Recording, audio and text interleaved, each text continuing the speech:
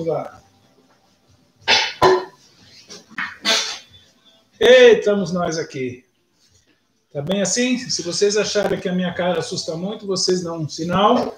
Eu não vou mexer muito, porque eu também sou meio perdido nessas coisas aqui.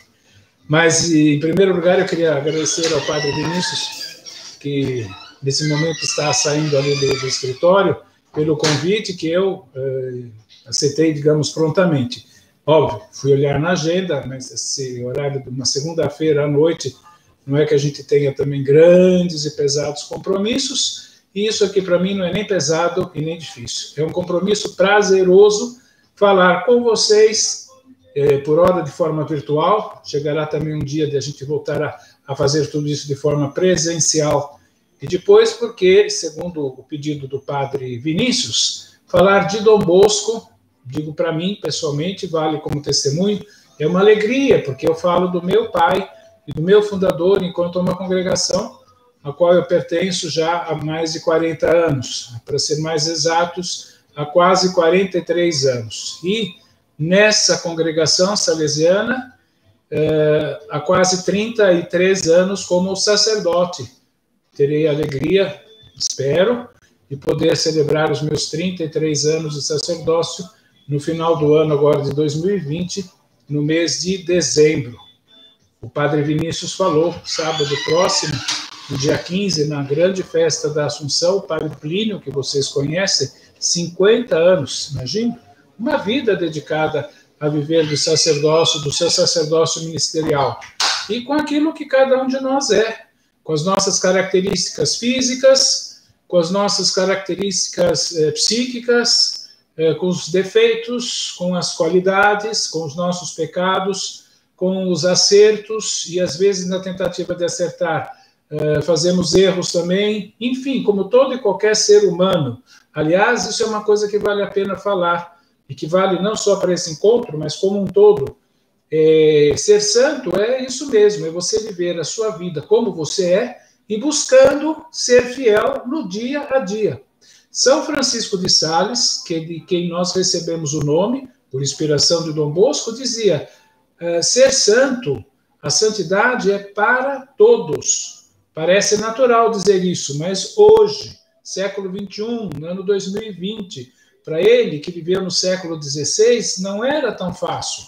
Quando se falava de que uma pessoa tinha que ser santa e etc., se pensava tão somente em duas questões. Ou fulano vai ser padre, monge, ou a jovem, a mulher vai ser freira, vai ser monja. Aquelas que vivem só. E o resto do povo? A expressão está bem nisso. O resto era o resto. E ele, já naquela época, antevendo, disse, não, a santidade é para todos dentro daquela opção de vida que você fez. Ele olhou no século XVI, mas com visão não só dos olhos físicos, mas com a visão de quem vê as coisas a partir dos olhos de Deus. Então, enxerga sempre mais além. Então, hoje nós temos essa alegria. Trazemos aqui para o nosso meio a figura de um santo que é conhecido mais ou menos, isso não importa, e que nos é muito simpático, que é o próprio São João Bosco. São João Bosco, por que de um modo especial neste mês? Porque se Dom Bosco estivesse vivo, o aniversário dele é agora, domingo próximo, dia 16 de agosto. E ele iria completar nada mais, nada menos do que 205 anos. Ele nasceu em 1815, imaginem só, muitos anos atrás. E é óbvio que se eu estou falando de Dom Bosco, não poderia deixar de vir junto a nossa mãe querida, que nos acompanha, ela que é a nossa auxiliadora, Maria Auxiliadora dos Cristãos. Um título já muito antigo na igreja, mas que Dom Bosco tinha uma predileção especial por esse título de Maria. E quase como se ele dissesse, deixa que desse título eu tomo conta. E, de fato, ele pegou, assumiu e propagou muito, muito. Tanto que quando se fala de título de auxiliadora, automaticamente todos pensam em Dom Bosco. E tanto era o amor que ele tinha para Maria com esse título, que ele, inclusive, fundou também uma outra congregação, das Irmãs Salesianas, cuja festa foi agora no dia 5 de agosto. Mas não era apenas para ser mais uma congregação religiosa. Não. Era uma outra congregação religiosa, onde as irmãs iriam fazer para as meninas o que os salesianos já tinham começado a fazer para os meninos. E elas seriam uma espécie de um grande monumento. Mas não como, por exemplo, esse belo monumento que nós temos aqui na entrada da igreja, a torre, a imagem no alto, que realmente é bonito. Seria sim um monumento, mas um monumento vivo. É como se cada irmã dessa nova congregação fosse uma pedra viva desse novo monumento de ação de graças a Deus pela ação de Maria Auxiliadora. Então, ela também está aqui conosco. Eu creio que mesmo que eu coloque na minha frente, pela postura, deixa eu ver se eu consigo abaixar um pouco aqui, aí, da câmera a gente fica melhor. Então, eu quero dar continuidade, fiz toda essa abertura, também como oração. Então, eu convido a você que está na sua casa, com as pessoas que estiverem por aí, estou vendo aqui a lista de... que estão por aí, que eu acabei de ler aqui uma pequena observação muito simpática da Maria do Carmo Caetano da Silva, que lá no início eu dizia, espero que não assuste e tal. Ela falou, não assusta não, padre, valeu, Carmo, fica com Deus, você também. Mas então vamos fazer esta oração, pedindo que Deus, sumamente bom, doador das graças e bênçãos, nos abençoe nessa noite, durante toda a nossa vida. Em nome do Pai, do Filho, do Espírito Santo. Amém. Pai nosso que estais nos céus, santificado seja o vosso nome. Venha a nós o vosso reino. Seja feita a vossa vontade, assim na terra como no céu. O pão nosso de cada dia nos dai hoje. Perdoai-nos as nossas ofensas, assim como nós perdoamos a quem nos tem ofendido. E não nos deixeis cair em tentação, mas livrai-nos do mal. Amém. E se fazemos a oração que Jesus ensinou, nós também vamos nos dirigir à mãe de Jesus. Portanto, juntos rezemos. Ave Maria, cheia de graça, o Senhor é convosco. Bendita sois vós entre as mulheres. Bendito é o fruto do vosso ventre, Jesus. Santa Maria, Mãe de Deus, rogai por nós, pecadores, agora e na hora de nossa morte. Amém. Que sobre vocês que nos acompanham nesta noite, nesta segunda-feira, dia 10 de agosto, desça sobre todos a bênção de Deus, Pai, Filho e Espírito Santo. Amém. Pela intercessão de Nossa Senhora. Ela é mãe, como toda mãe, intercede sempre. Bom, para nós darmos continuidade, deixa eu deixar os meus dois amigos aqui do lado, que se por acaso de repente eu esquecer, eles vão me assoprar aqui no ouvido. Vejamos se... já logo de início, além dos boa noite a todos, boa noite, padre, tem várias pessoas que estão já entrando, quem mais que eu estou vendo aqui? A Suelen Rezende, a Monique, a Emília, a Iacabe, a Joyce, a Renata, a Érica, a Manocchio, a Suelen. A lista tá ficando grande, eu acho que é a preocupação do padre Vinícius, depois até de uma pequenina chamada de atenção. Porém, não contradizendo, não, mas eu fiz, desculpe, mas eu me lembrei na hora que ele falou daquela questão da quantidade de pessoas que são da Escola da Fé, que aqui numericamente é pequena, numericamente, mas ela não é pequena no sentido do valor e do peso e da importância. Porque se a gente imaginar, voltando lá atrás, na pessoa de Jesus Cristo começa a se tornar famoso, sabemos bem disso. Começa a atrair multidões, porque iam ouvi-lo. Quem é esse que faz isso, faz aquilo, fala com autoridade, diferente dos outros lá da sinagoga ou do templo? Obviamente que começou a atrair multidões, e certamente o modo de Jesus falar deveria ser um modo agradável, fácil de se entender. Ele usava de parábolas, às vezes tentava explicar, fazia com que as pessoas chegassem a alguma conclusão. Ele não dava também tudo de mão beijada, né? Depois ele foi vendo que, conforme o discurso foi ficando um pouco mais exigente, você quer me seguir?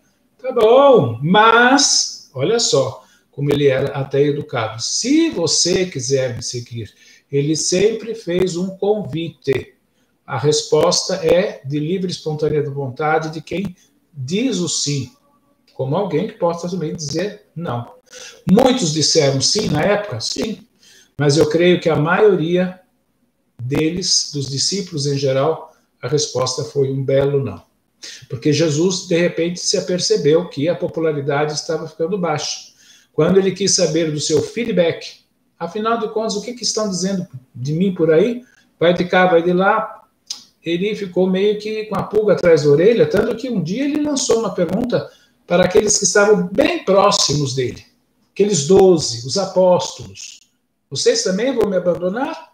Foi Pedro que tomou a iniciativa e disse, mas, Senhor, se nós formos embora, se nós abandonarmos, quem vai sair perdendo somos nós, porque palavras de vida eterna é só você que tem. Não que entendessem, não que vissem a facilidade, mas viam a importância e ficaram com Jesus. Tiveram altos e baixos, teve quem negou, no caso de Pedro, teve quem o traiu, teve quem, escapuliu na hora H, porque se vocês bem lembrarem, na hora que Jesus foi preso, depois julgado, a história vocês sabem, e que nós vamos aos textos sagrados, nas versões, nas 4 versões do Evangelho, na hora da crucifixão, quem que estava lá? O Cristo, obviamente, Maria, a mãe dele, Maria Madalena, Maria de Cleofas e João, o discípulo amado, como muitos identificam. 4. E os outros? Certamente espalhados ali no meio da multidão, mas com receios. Receio, porque poderia acontecer o mesmo. Receio, talvez porque não estivesse entendendo muito bem o que era aquilo tudo. Jesus já tinha prevenido, mas enfim. Porque só realmente depois da ressurreição, que esse grande mistério que nos reúne como irmãos, como irmãs na fé cristã, é que eles começam, e com a vinda do Espírito Santo, é óbvio, é que eles vão entendendo melhor tudo aquilo que Jesus quis e ensinou. Tanto que, um pouco por vez, eles também, foram indo aqui e ali para anunciar a mensagem, a boa nova, aos 4 cantos do mundo que eles conheciam na época. Houve quem ficou por ali mesmo, houve quem foi até a Índia, houve quem, segundo a tradição, foi parar na Espanha, enfim. O que se sabe é que dos apóstolos e daqueles discípulos a mensagem foi crescendo. E olha aí, que eles não tinham todo o sistema de comunicação que nós temos, de WhatsApp, de Instagram, de Twitter e sei lá mais quantos meios, de um canal de YouTube como estamos nós. Era de ir mesmo atrás e de falar com entusiasmo. Olha que potência que tinham. De falar mesmo com aquela vontade de anunciar, porque eles tinham vivido tudo aquilo. E a vontade era tanta que era de gritar ao mundo que Jesus tinha ressuscitado e que essa fé era importante para a salvação de cada um, portanto, um trabalho pessoal, individual, mas não só, um trabalho que, passando pelo pessoal individual, iria aos poucos fazer com que esses valores cristãos fossem atingindo a sociedade, e a sociedade deveria ter ido se transformando para ser sempre mais próximo ao plano e aos ensinamentos de Deus. Porém, irmãos e irmãs, sabemos muito bem que essa missão não acabou. Agora somos nós. Nós é que estamos aqui. Eu, você que está em casa, você, quem sabe, que acabou de entrar agora, seja bem-vindo, bem-vindo aos demais que foram entrando, porque a listinha aqui está sempre subindo, né? Estamos aqui nesse dia 10 de agosto, só para a gente se localizar no tempo e no espaço, né? Dia da festa também de um grande mártir chamado Lourenço, São Lourenço. Depois, se eu me lembrar, eu conto um pouco a história dele melhor, mas não é o foco. Então, isso tudo para dar um pano de fundo bem geral desse Jesus, o Cristo, o Messias. Agora, vamos vir aqui para o nosso pedaço. Dom Bosco. Este senhor que aqui está, o que será que a gente sabe dele? Não é que vamos fazer fofoca, não. Ou então façamos uma santa fofoca. Dom Bosco foi uma pessoa que viveu, é claro, num determinado período da história. Dom Bosco, vamos começar assim pelo básico. Nasceu no dia 16 de agosto de 1815, numa região ao norte da Itália, região chamada de Piemonte. A cidade na qual ele nasceu, se chamava Castelnuovo d'Asti. Hoje, por homenagem a ele, se chama Castelnuovo Dom Bosco. Mas ele não nasceu na cidade, ele nasceu num vilarejo, numa espécie de bairro rural, chamado Bec. Ali ele, o pai, a mãe, os outros irmãos, trabalhavam como meeiros na fazenda do patrão. Tudo ia muito bem, até que, num belo dia, quando João tinha apenas 2 anos de idade, o pai veio a falecer. Voltou do campo, suado, entrou na parte interna da casa, na espécie de adega. Conclusão, morreu. Morrendo o pai, Dom Bosco se vê órfão. E aí ele, a mãe, os irmãos e a avó foram obrigados a sair daquela casa. E, por sorte, o pai já tinha comprado uma casinha muito simples, uma tapera, poderíamos dizer nós, a poucos metros de onde eles moravam. E para lá foram. Portanto, Dom Bosco, a partir da idade de 2 anos, foi para essa nova casa, esse novo lar. E ali foi crescendo. Não é que tenha crescido muito, porque Dom Bosco, ele atingiu no máximo 1,64 m, não era mais alto do que isso. E, como eu falei, de 16 de agosto de 1815, viveu 72 anos e alguns meses, porque no dia 31 de janeiro de 1888, na madrugada desse 31 de janeiro de 88, falecia Dom Bosco. E olhem que, apesar de ser uma idade boa para a época, né, hoje talvez a gente já morreu mesmo, foi de velhice, de esgotamento, porque este homem, depois que se fez adulto, etc., se ordenou padre, embora já fizesse isso antes com os colegas, etc., não parou 1 minuto sequer, não mediu esforços. Em qual objetivo? Salvação dos jovens. E da onde veio esse amor de preferência?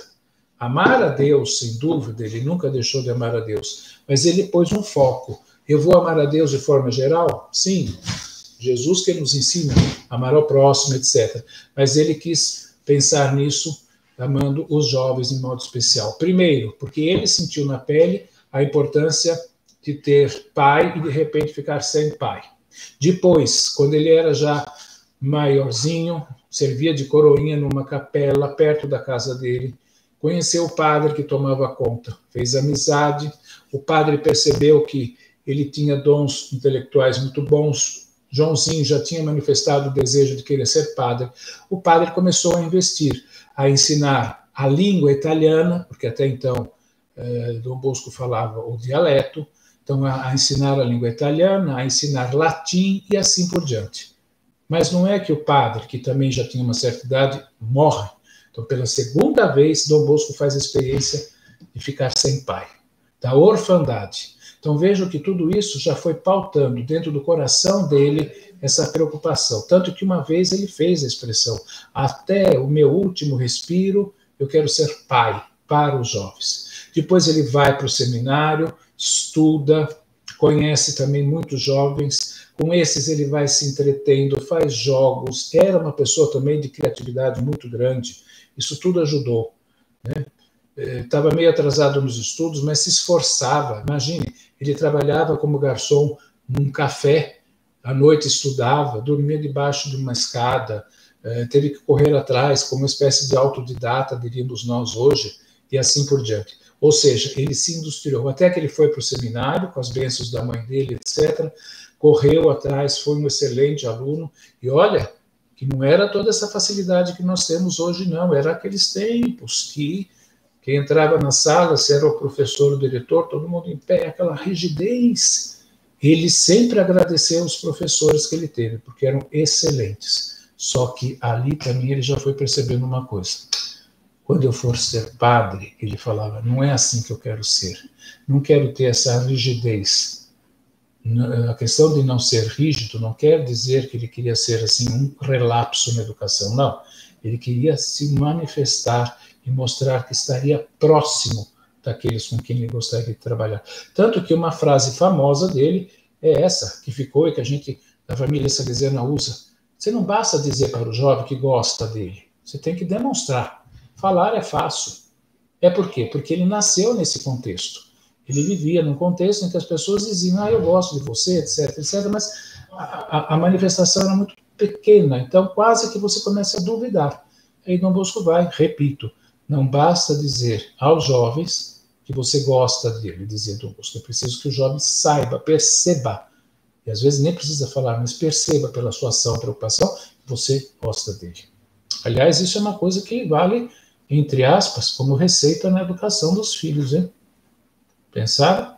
A gente faz de tudo realmente pelos filhos. Eu aqui estou falando de educação dos filhos. Não estou me referindo à questão da escolarização, porque vocês educam, estão em família, agora mais com a pandemia a coisa ficou um pouco diferenciada. Os filhos que vão para a escola é também responsável pela educação, mas ela tem um aspecto chamado de escolarização, caminham juntas, mas não são a mesma coisa. Tentem lá, porque o trabalho de educação passa por um outro viés. A gente não tem que dar o ABC de certas coisas. A gente já tem que pegar esse material e dar continuidade. É uma chamada de atenção, no bom sentido, hein? Sem ofensa, pelo amor de Deus. Então são os desafios. Aí ele se ordena, e aí o que fazer como padre? Trabalhar na paróquia? Sim. O diretor do seminário, o diretor espiritual disse, não, tem muito padre, paróquia também, você fique mais 2 anos, aí fez uma espécie de mestrado, vamos dizer. Eu estou usando essa expressão, era uma outra expressão. E esse padre, chamado José Cafasso, tinha uma missão muito bonita. Bonita, mas não prazerosa, em nenhum sentido.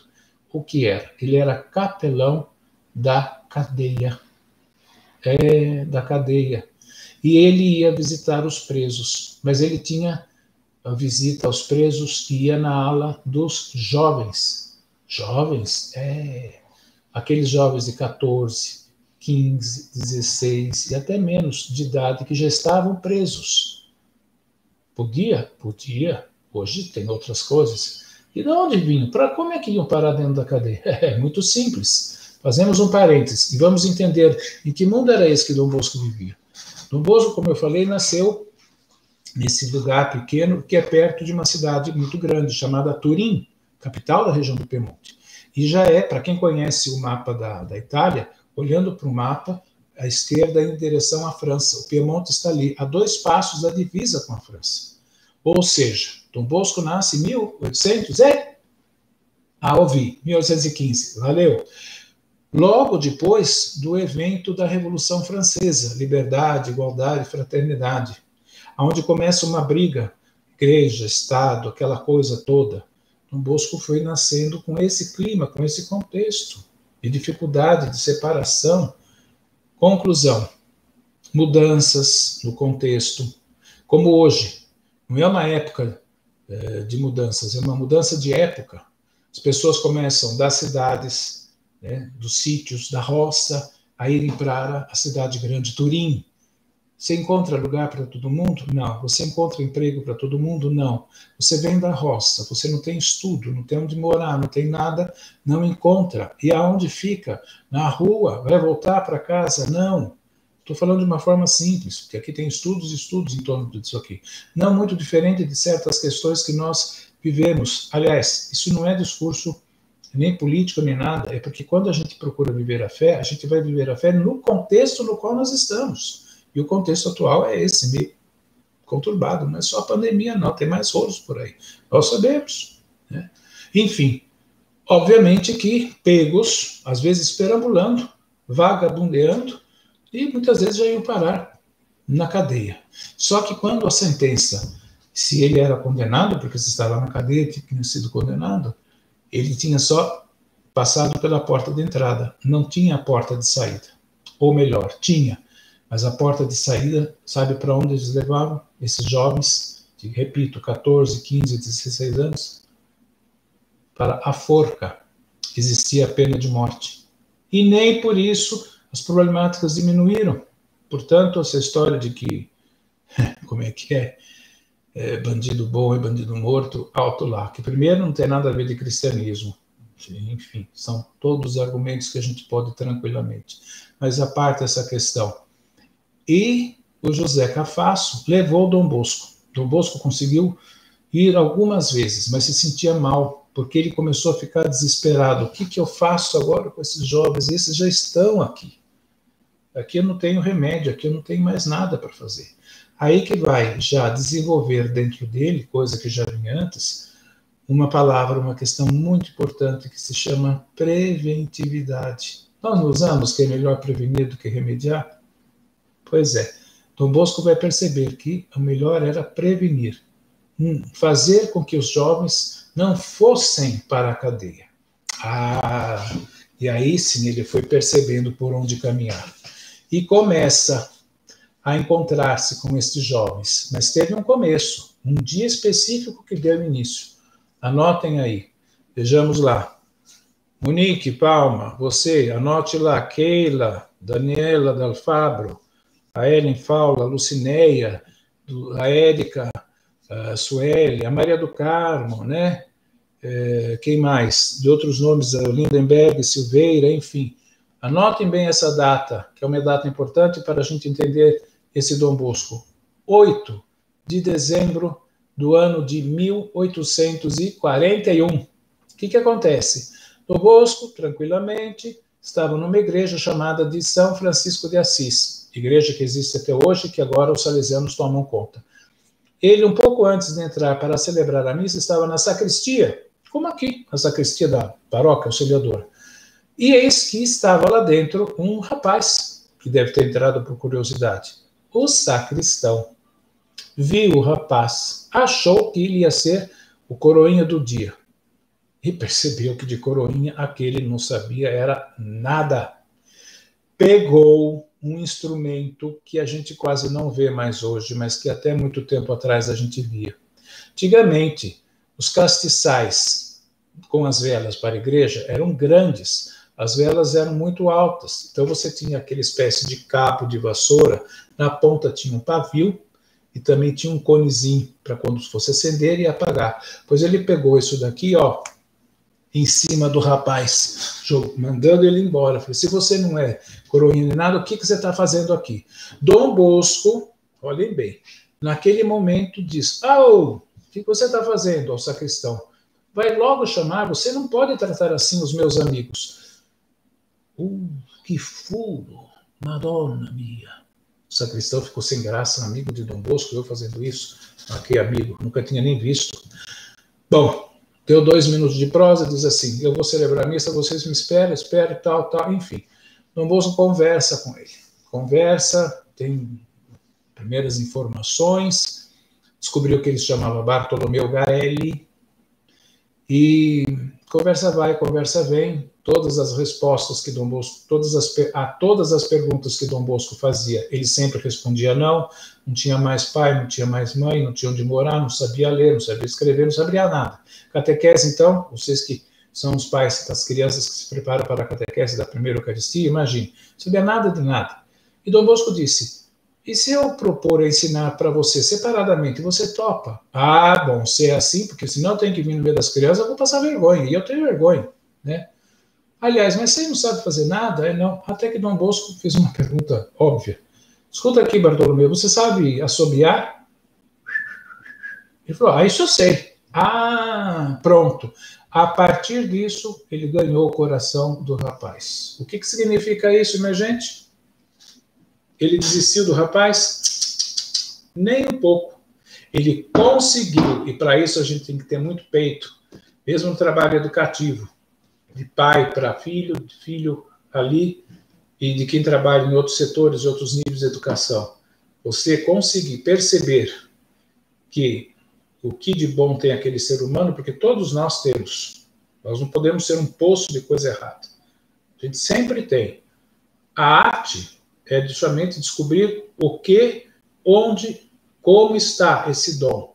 Dom Bosco conseguiu. O X da questão é que no domingo seguinte, o rapaz voltou, mas não voltou sozinho, aí trouxe uma trempa. E aí? Aonde reuniu esse pessoal? Então, vocês imaginem que de 8 de dezembro de 1841 aos domingos, Dom Bosco começa, então, a reunir essa garotada para dar catequese. Começou a pedir ajuda para os colegas que ele tinha, outros padres. Conseguiu a gente que doava alguma coisa para dar de alimento para esses. E foi andando daqui para lá. Não tinha lugar. Então, vai para um lugar, vai para o outro. Começa a perambular com aquele bando de moleque, o pessoal já achando que era alguma manifestação, né, contra qualquer coisa. Começa a ter medo, porque imagina, meninado de rua, com aquele padre louco, e assim vai. Atentem que 41, até que no mês de abril de 1846, 5 anos, e Dom Bosco não desistiu, hein? Ele finalmente descobre um lugar. No domingo de Ramos, de abril de 1846, um senhor veio até ele e disse: é você que é Dom Bosco e que está procurando um lugar para o seu laboratório? Dom Bosco falou assim: não é laboratório, é oratório. Que seja. Eu sei onde tem um lugar que talvez vá servir para isso. E levou, e Dom Bosco conheceu o dono de um lugar. E aí, Dom Bosco viu, então, o espaço providencial que Deus lhe oferecia. Nós estamos no domingo de Ramos, abril de 1846. Dom Bosco colocou-se de acordo com o dono do terreno e, no domingo seguinte, porque o dono disse que ia fazer lá uns acertos, etc., portanto, no domingo de Páscoa, de abril de 1846, Dom Bosco, finalmente, depois de 5 anos de roda para cá e roda para lá, e exercitando esse trabalho educativo de prevenção, de preventividade, né, não de castigo, e olha que é muito mais exigente, porque você tem que usar muito mais, ele se instala fixamente naquele lugar. Uma das primeiras coisas que ele faz é, inclusive, convidar a mãe dele, já com uma certa idade, a vir lá do sítio onde namorava, a vir com ele para tomar conta, porque alguns ali começaram a ficar internos. E aí vai. Abril 1846, num bairro da cidade de Turim chamado Valdocco, Dom Bosco cria, instala o seu espaço físico e dali começou, de uma forma fixa, a grande obra salesiana. Aquele espaço foi crescendo, crescendo, crescendo. Outros jovens que estavam por lá, que frequentavam o oratório, se entusiasmaram tanto que também quiseram seguir os passos de Dom Bosco, e vai para cá e vai para lá. Dom Bosco lança uma proposta e, num grupo de 18 jovens, assumem esse projeto com Dom Bosco de trabalhar de forma preventiva a educação dos jovens. Então, os filhos de Dom Bosco, a congregação salesiana de Dom Bosco, da qual eu faço parte, da qual o padre Vinícius, os padres, o irmão Marcelo, que estamos aqui em Campinas, fazemos parte, nascemos do coração ardoroso, do coração destemido de Dom Bosco, juntamente com esses jovens. Portanto, nós fomos fundados por Dom Bosco? Sim. E quem são os cofundadores? Os próprios jovens. Gente, isso é de uma novidade, de uma visão ampla de mundo, de futuro que ele teve. Ou seja, fundar um grupo de pessoas que cuidassem dos jovens de forma preventiva e que nascesse a partir dos jovens. Porque para fazer tudo isso, Dom Bosco teve que ouvir muito os jovens. Escreveu uma série de coisas, escreveu biografias de colegas que eles tiveram. Os jovens tinham oportunidade de fazer observações, olha, não foi bem isso, não foi bem aquilo. Dom Bosco começa a ficar mais famoso, a obra começa a crescer, ele também tem que andar daqui para lá, para fundos, para subvenção, e aí, até que ele um dia teve que ter a coragem de escrever como é que ele definia esse sistema, que não é só um sistema educativo, sistema preventivo de Dom Bosco, mas que nós hoje chamamos de sistema ou de espiritualidade salesiana. O que significa isso? É que esse sistema de educação, ele não é apenas um sistema pedagógico, ele é um sistema de vida, é um modo de viver também a sua espiritualidade. Por isso que o sistema preventivo salesiano, com base em Dom Bosco e nesses jovens, é intimamente ligada à vivência da fé cristã. Não tem como separar uma coisa do outro.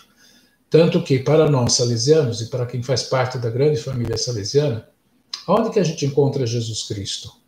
Talvez vocês tenham aí, quem sabe, pensado e respondido automaticamente. Na igreja, no sacrário. Lá também, mas não é o único lugar. Nós vamos encontrar Jesus na pessoa do irmão, sem dúvida. Isso nós aprendemos do Evangelho, nós aprendemos de Jesus, o Verbo encarnado, que se fez igual a nós em tudo, exceto no pecado. E para o salesiano, onde que nós vamos encontrar esse Jesus? No jovem, no adolescente. No jovem, daquele jovem que nós temos hoje, concretamente, não adianta querer idealizar, né? Não. E quem é jovem hoje? Se a gente vai pelo número da ONU, é até a idade de 29. Mas se eu vou no Japão, por exemplo, até a idade de 39 anos é considerado jovem, porque as coisas foram mudando, né?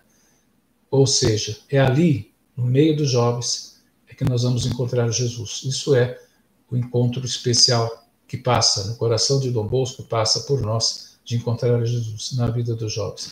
Mas qual jovem? Aquele que eu gostaria de como ele fosse, ou aquele jovem verdadeiro? Ou, para vocês que são pais, eu creio que posso ousar, não quero ter essa intenção de ofender ninguém, no filho ou na filha de cada um de vocês. Mas não só no filho ou na filha que vocês gostariam que fosse, mas no filho e na filha que vocês têm concretamente.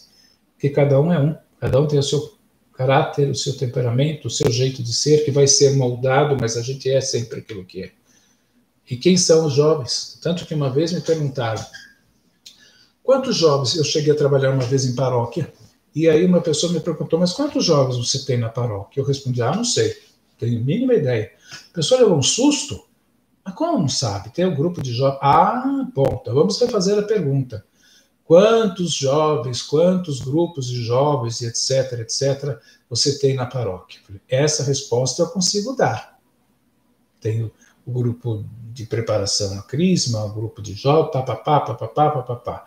Agora, na paróquia, como a gente entende, no território paroquial, eu não sei quantos jovens, e não conheço a todos.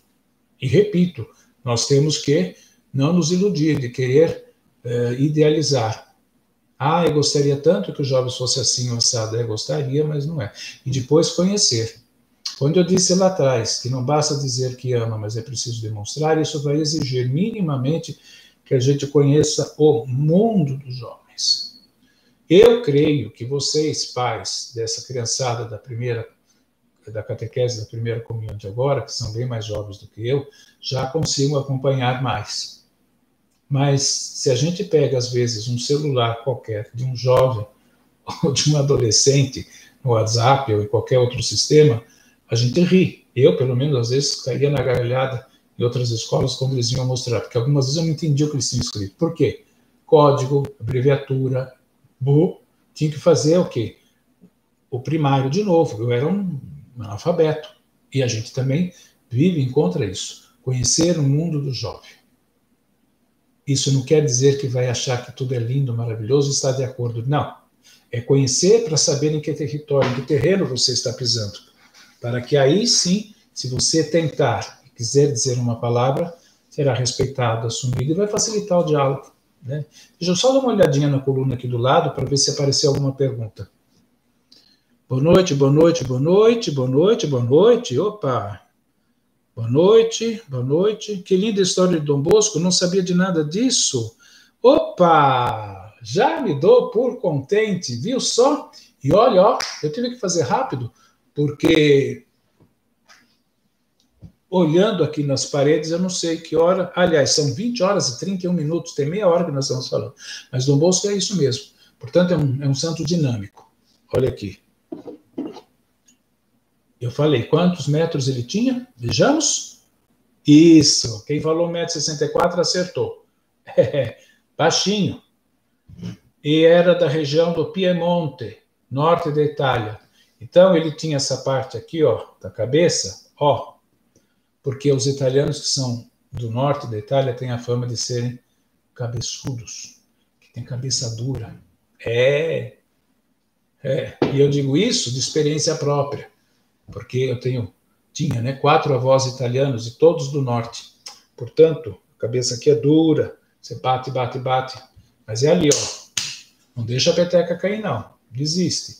Às vezes dá uma choramingada, fica assim, tem que abaixar a cabeça, porque fala, mas também leva. Então, mas a gente não pode perder, de fato, essa dinamicidade. O Dom Bosco, olha, ele passou por circunstâncias, inclusive, de que ele foi acusado de coisa que ele nem tinha pensado, pois ele foi. Difícil, mas ele foi. Pedia até perdão ao bispo.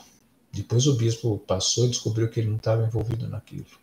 Dom Bosco foi, inclusive, uma vez proibido de atender confissão dos seus alunos ali do oratório. Para ele era uma coisa, mas ele aguentou.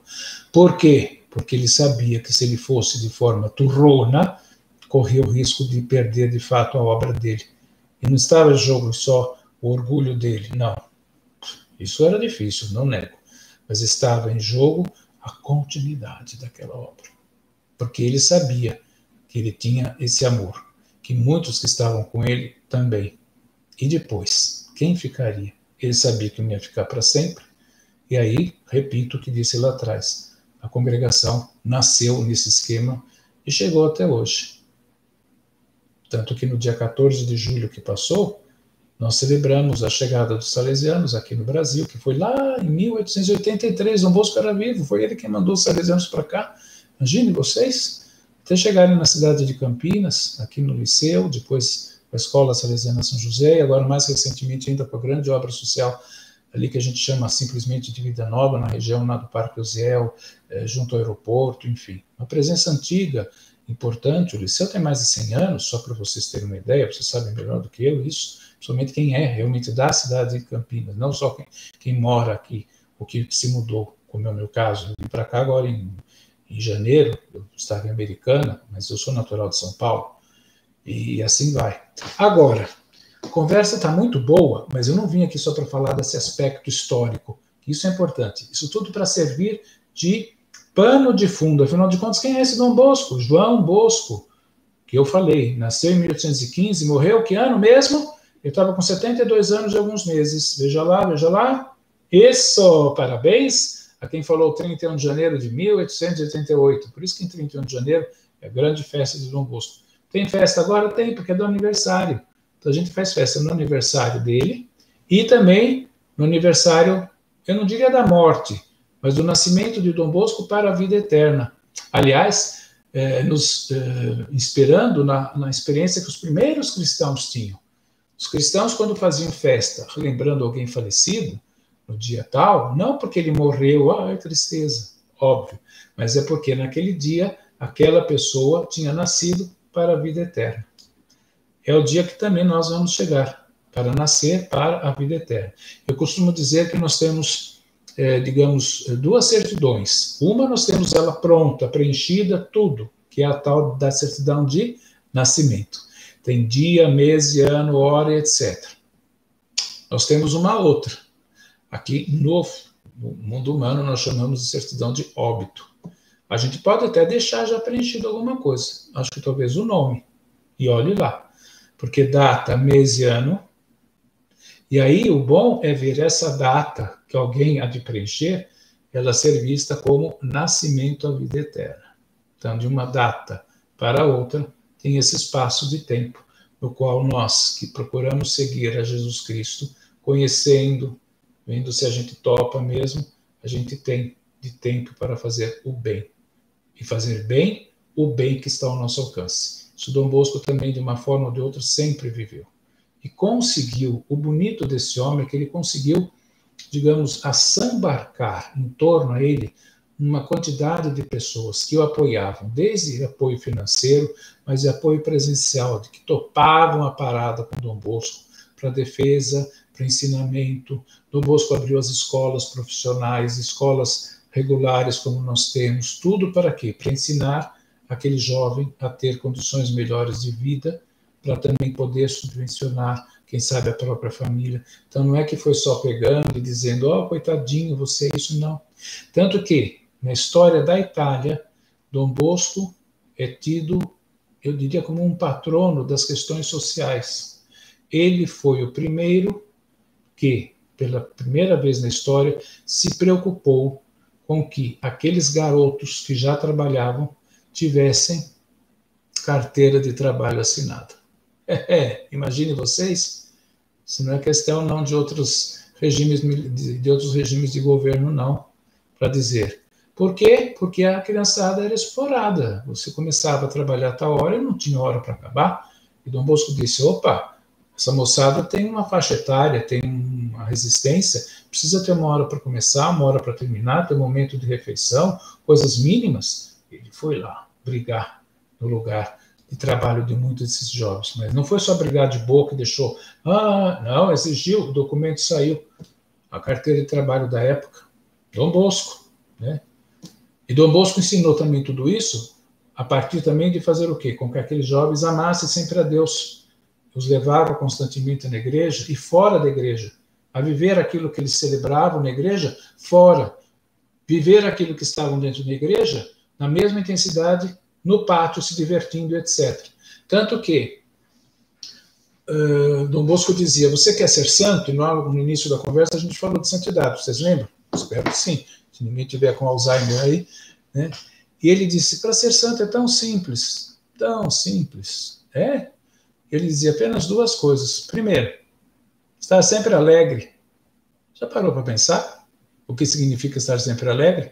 Será que é dar só gargalhada? Não, também. Segunda coisa, anota aí, receita de casa hoje, para ser santo. Estar sempre alegre. E a segunda, cumprir sempre, e como se deve, obviamente, os deveres. Só isso? Só. Mas vai ver na hora H se a gente consegue sempre estar alegre e cumprir sempre os deveres que tocam a nós. É exigente, exigente. Dom Bosco nunca quis fórmulas de santidade, digamos, de sacrifícios estranhos. Uma vez um menino do oratório, porque ele falava sempre da santidade, ele começou a ver que esse menino começou a parar de jogar, de brincar, sempre pelos cantos, triste, começou a emagrecer. O senhor disse que a gente tinha que ser santo. Ele descobriu que o menino começou a botar umas pedrinhas debaixo do lençol para se sacrificar, para dormir. Dom Bosco falou assim, não, nada disso. Você tem que ser santo do jeito que você é, procurando, é claro, transformar-se. E aí que ele deu essa receita. Ser alegre, cumprir os deveres. O menino falou, nossa. Aí o menino, uns dias depois, volta a Dom Bosco e disse assim, acho que era mais fácil dormir em cima das pedrinhas, porque está sempre alegre, cumprir sempre os deveres, mesmo quando dá alguma preguiça. Não é fácil não, a gente sabe disso. Quem é que não passa por isso? Aliás, eu digo, ter preguiça ou raiva, etc., ainda não é o problema. O problema é quando a gente não só sente, quando a gente consente com tudo isso. Imagine tudo isso jogado agora para vocês, com a batata quente, o como educar os filhos. Isso aqui não é receita de bolo. E nem que Dom Bosco um dia tenha sentado e escrito primeiro, segundo, terceiro e quarto. Essas são pessoas que depois que vão estudar Dom Bosco vão captando aqui e ali, eu diria 10 conselhos que Dom Bosco diz com relação à educação dos filhos de vocês. Toma a liberdade de pegar aqui no celular, vocês estão vendo aqui? Ele não vai aparecer. E diz assim, 10 conselhos de Dom Bosco para os pais. Deixa eu ver aqui a Daniela Dalfabro, que vem, padre, sempre que Dom Bosco estava em perigo, aparecia um cachorro, ok, chamado Grídio. O senhor pode contar um pouco sobre isso? Conto, rápido. Antes, então, de entrarmos aqui nas 10 conselhos, eu vou falar. De fato, Dom Bosco, ele tinha também algumas coisas assim, meio que no bom sentido, hein, do sobrenatural. De uma presença de defesa que vinha de Deus. Impossível, porque ele tentaram matá-lo, uma série de coisas, por conta dessa postura que ele foi tendo. E apareceu, certa vez, isso é fato, é registrado, porque não foi só Dom Bosco que viu, os meninos conheciam, brincavam com esse cachorro, chamado Gridio. A palavra Gridio, em italiano, esse era o nome do cachorro, mas a palavra Gridio, que é uma palavra italiana, significa cinza, talvez pela pelagem do cachorro. E como a Daniela pergunta, ele aparecia e, entre aspas, desaparecia do nada, justamente em momentos que Dom Bosco passava por algum perigo. Disse, inclusive, que uma vez Dom Bosco tinha que sair de casa e o danado do cachorro ficava na porta e não deixava, começou a rosnar para Dom Bosco, porque depois se percebeu, se descobriu que tinha alguém de tocaia pronto para matar Dom Bosco. Porque fazendo assim, Dom Bosco mexeu nos interesses que não eram os interesses de Dom Bosco, e ouso dizer sem nenhum problema, não eram nem os interesses de quem vive a fé cristã. Se são interesses de pessoas que querem tirar proveito de tudo, que querem, digamos, menosprezar as pessoas por qualquer motivo, que querem lucrar em cima do prejuízo de alguém, não são pessoas que vivem a fé cristã. Mesmo que se digam, hein? Mesmo que vão à igreja, comunguem, etc. Não, não são. Eu aqui não estou fazendo apologia de nada, pelo contrário, estou sim, posso dizer, fazendo apologia positiva. Eu sigo a Jesus, que é o Cristo, que é o Verbo encarnado, ele que é a Boa Nova, é o Evangelho. São 4 versões do Evangelho, Mateus, Marcos, Lucas e João. Basta ir lá, dá uma lida. A gente vai ver que as atitudes de Jesus sempre questionaram. Mas não porque ele fosse um agitador, pura e simplesmente. É porque o testemunho de vida, que fala muito mais. Falar é fácil, mas falar com o testemunho, além de ser difícil, mas quando bem realizado, incomoda muito mais. E incomodando, há quem às vezes queira eliminar. Isso aqui parece até final de noticiário, mas não é não. Só falta aqui subir agora as letrinhas. Eu não sei, Dani, se com isso eu respondo a sua pergunta, e foi ótimo, porque assim a gente acabou compartilhando com os outros, né? De fato, o Grigio, cinza, estava sempre por ali. Dom Bosco era um homem de têmpera, né? Forte, decidido, e como eu disse, morreu com 72 anos e alguns meses, por conta de que se desgastou. O médico que o atendeu disse, está morrendo porque está velho e está desgastado. Ele foi até o fim da vida, correndo para cima e para baixo, né, preocupado com os jovens. E depois ele já tinha salesianos em diversas partes do mundo, como coordenar tudo isso, etc., idade que chega, enfim. Então eu agradeço mais uma vez a Daniela Dalfabro por essa questão. E espero ter sido... digamos, tranquilo na resposta, ter esclarecido, tá bom? Qualquer coisa você manda um oi aqui, diz assim, padre, não entendi nada, ou ok, tá bom, Dani? E agora, para voltar aqui, nessa questão dos 10 conselhos, eu vou ler os conselhos, depois a gente tenta passar um pouco cada um. Dom Bosco, se não com essas palavras, mas com aquela, digamos, espiritualidade típica dele, espiritualidade salesiana, a pedagogia salesiana, que, como eu disse há pouco, não é só um sistema pedagógico, é um sistema pedagógico, mas que é uma espiritualidade. Você vive aquilo enquanto também exerce para com o jovem. Você vive aquilo enquanto você é pai, enquanto você é mãe. Porque isso vai te obrigar, no bom sentido, a se transformar também. Porque, é claro, enquanto a gente tenta ensinar, vou usar esse verbo às pessoas, se você faz aquilo com uma tranquilidade, você também se questiona. E no questionar-se a gente muda. A gente não é igualzinho a vida toda. Hoje estou a um pé, digamos, de fazer 62 anos, no próximo mês de setembro. Dia 15 de setembro, já estou deixando a dica, hein? Valeu? Então, tem muita coisa que eu penso hoje, que eu já pensava quando eu era mais jovem. Muitas vezes já de forma diferenciada, mais completa, mais densa, mais aprofundada, diria. E tem coisas que eu mudei completamente o modo de pensar. Por quê? Porque eu cresci, eu vi outras coisas, outros horizontes, aí eu abri. E outras coisas que eu comecei a pensar de forma diferente, porque ao longo da minha vida também fui tendo contato com as coisas que eu fui estudando, com as pessoas, com as circunstâncias nas quais eu me encontrei, com a realidade que eu vejo. Se a gente não se deixar questionar, Jesus mesmo, quando via aquela multidão, o que ele tinha? Olhava a eles com o quê? Com olhar de compaixão, e sentir com a paixão. E fez o que fez. Quer dizer, não era uma pessoa insensível. Eu posso olhar a realidade, como diz o italiano, me ne fregar.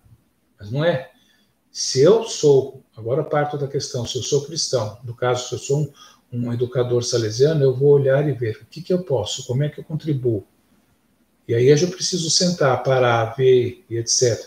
Ouvir, ouvir, ouvir e dar o meu pitaco, dar as minhas ideias.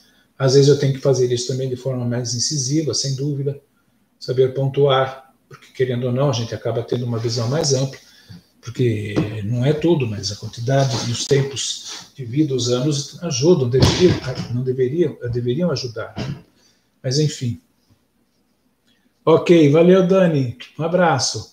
Perfeito, padre. Muito obrigado. De nada, sempre às ordens. E se mais alguém quiser, eu sempre volto lá a minha vista aqui, nessa coluna, e se eu ver que tem mais alguma curiosidade, vão pondo aí, eu vejo como encaixa, tá bom? Fiquem tranquilos. Prometo ser bonzinho. Eu vou ler, então, os 10 conselhos, depois a gente tenta passar um pouco cada um. Primeiro conselho que Dom Bosco, digamos, diria é com relação aos pais na educação dos seus filhos. Mas isso ele fala, se não com essas palavras, pelo testemunho, como eu dizia, também pela prática de vida. Ele segue o jeitão de Jesus Cristo. Por que Jesus tem um peso tão forte quando ele fala as coisas? Porque, em primeiro lugar, ele as viveu. Quando ele diz amar a Deus e amar ao próximo como a ti mesmo. Por que tem um peso? Além de ser uma frase bonita, né? É um projeto de vida. É porque ele viveu isso em primeiro lugar. Ele amou a Deus, o Pai, e amava o próximo. Então ele tinha peso. Quando ele diz amar, e quem ama as pessoas a ponto de dar a vida, é aquele amor que não tem o retorno, não espera, o tal do amor ágape, que vem tão bem do grego. E por que ele podia falar isso? Porque ele viveu isso até o fim. Ele deu a vida, lá no alto da cruz, morreu. Ainda disse, perdoai, Pai, eles não sabem o que estão fazendo. O cara está lá pregado, tudo, você vê, perspectiva de quebrar aquela corrente, né? Olha lá. Dom Bosco também foi assim. Ele fazia, falava isso, tanto que, como eu disse, ele entusiasmou a vida de muitos jovens que o conheceram, que foram educados por ele. Alguns, depois, seguiram a própria vida. E outros seguiram a própria vida, mas com Dom Bosco, quiseram ficar com ele. E aí, muitos se ordenaram padres, porque ele foi orientando por esse caminho, ficaram com ele. Outros ficaram com ele, mas não como padres, aquilo que hoje nós chamamos de irmãos. São os salesianos de Dom Bosco. A nossa congregação, que eu falei, foi fundada lá atrás. Sabe quando? Essa data eu não falei. 18 de dezembro de 1859. Eu já falei tanta data que no final vou fazer as perguntas. Quero ver quem vai saber. Tem data de nascimento, tem data de morte, tem data de quando Dom Bosco descobriu lá o terreno, a data de quando ele encontrou Bartolomeu Garelli, a data de quando o oratório foi fundado, a data de quando os salesianos foram fundados, a data de morte que eu já falei. Enfim, é um mundaréu de data. Mas a coisa roda aqui também, porque, imagina, se nesses anos todos eu não tivesse conseguido memorizar, enfim. Então, primeiro conselho, valorize o seu filho. Quando respeitado e estimado, o jovem progride e amadurece. Para conquistar um filho, é preciso valorizá-lo, saber elogiar seus pequenos sucessos, mostrar-lhe os seus talentos e incentivá-lo a desenvolvê-los para o seu bem e para o bem dos outros. Vou ficar só nessa parte. Valorizar. Não é que qualquer coisa que ele faça, mas quando você percebe que aquilo é fruto de um esforço, de uma luta, ele consegue, por menor que seja. Valorize. Dom Bosco lá com o Garelli, quando descobriu que ele sabia pelo menos assoviar, fez festa, soltou rojão, para dizer, e a partir dali conseguiu conquistar o coração. Porque ele encontrou em Dom Bosco alguém que disse, finalmente alguém que me valoriza, que me deu uma palavra. Porque até então ele só teria levado certamente bordoada. E quem é que leva bordoada e vai se sentir amado? É muito difícil, né, gente? Haja coração, haja, palavra da moda, haja resiliência. Não é fácil. Segundo conselho de Dom Bosco, acredite no seu filho. Valorize seu filho, agora acredite. Desculpem, mesmo os jovens mais difíceis, trazem bondade e generosidade no coração. Acreditar no filho é nunca desanimar por causa dos seus problemas, seja na escola, seja em casa, seja em outros assuntos. Cada um de nós tem seus problemas, cada um de nós tem os seus medos, cada um de nós temos dificuldades, limitações. Quem de nós não tem? Todos nós. Tem gente que morre de medo de não sei qualquer coisa, que tem limite, mas morre de vergonha de falar em público, ou sei lá o quê. Todo mundo tem. Aí, às vezes, a gente faz um processo de resiliência, vai para psicólogo, né? Quando é o caso, vai à psiquiatria, se deixa conhecer. Isso é importante e vai superando. Às vezes não consegue totalmente, mas dá passos. Os jovens, os filhos, as crianças também são. Nós somos ainda e a gente está em processo. Então, muitos pais, às vezes, se desesperam ao comparar um filho ao outro ou coisas do gênero, porque cada um é um. Cada pessoa é diferente uma da outra. Nenhum de nós somos iguais. Se vocês pegarem, por exemplo, os 12 apóstolos, cada um era de um jeito, era um grupo maluco, no bom sentido. Pedro, turrão, tempestivo. João, mais tranquilo, na dele. Embora ele e o irmão dele, o Tiago e João, eram chamados filhos de Zebedeu, né? E diz que eram filhos do trovão. Para dizer que eram filhos do trovão, deviam ser dois também esquentadinhos. Né? E assim vai. Teve lá o tal do Mateus, cobrador de impostos. Imagina um judeu que tinha se vendido ao regime romano, cobrar impostos do próprio povo. Sacanagem, né? Ainda bem que essas coisas não acontecem mais hoje. Gente que pega a taxa indevida, né? Que cobra mais. Não, a gente não vê mais isso. Alguém, por acaso, já viu essas coisas? Ó, venenos correndo. Mas tá aí. E nós somos cristãos, a gente tem que olhar tudo isso. Terceiro, vai lá. Ame, respeite os seus filhos. Mostre a ele claramente que você está ao seu lado. Olho no olho, hein? Ó. Nós é que pertencemos a nossos filhos, não eles a nós.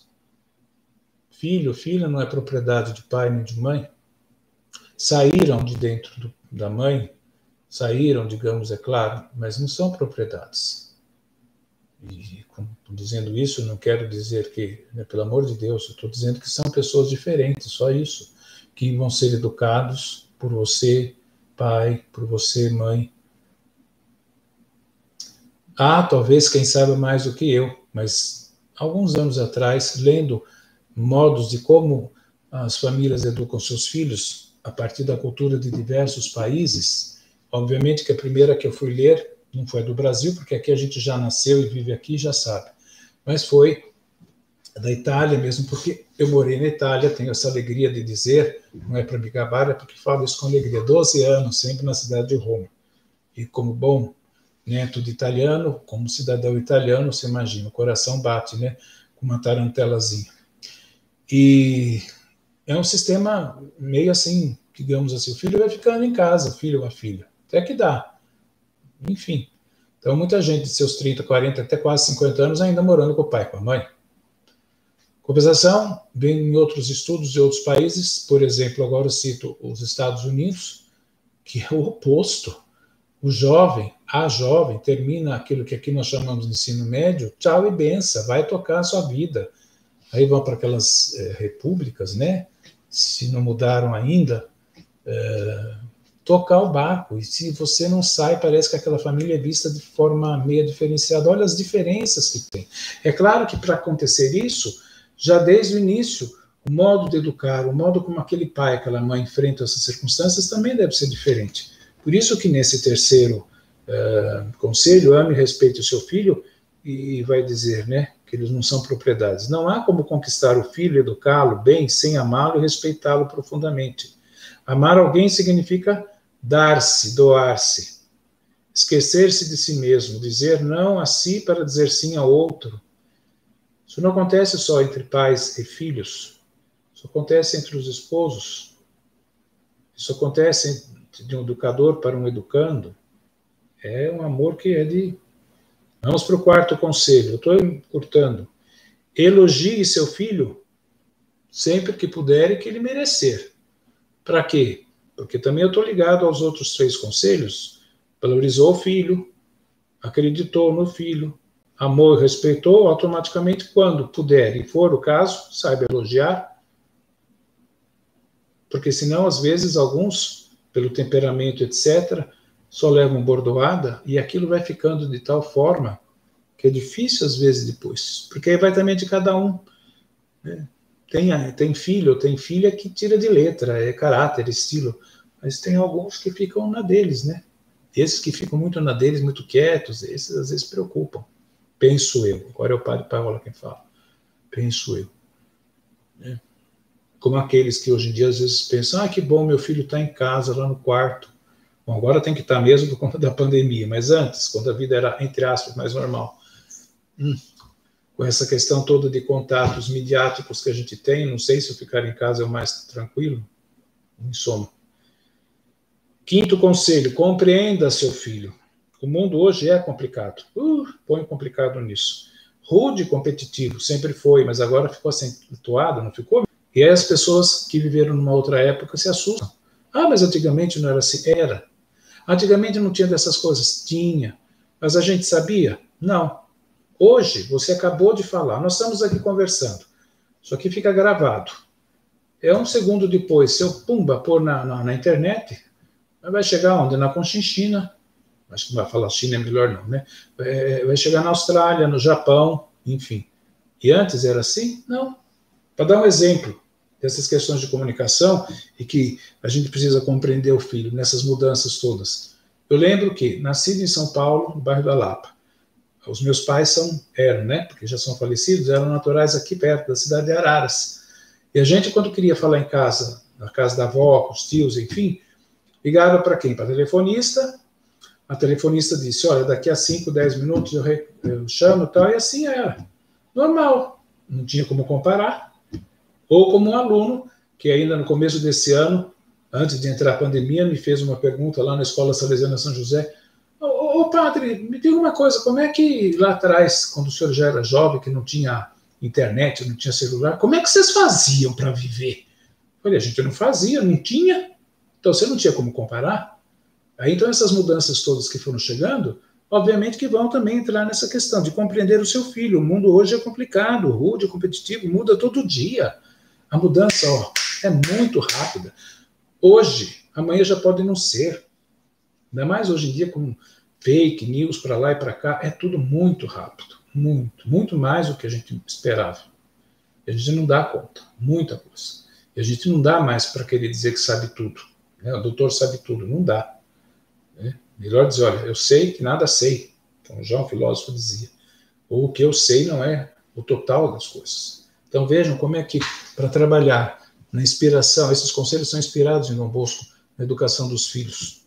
Ainda mais, a gente nunca fez curso de pai, de mãe, alguém fez uma faculdade, se fez, manda aqui no grupo, viu?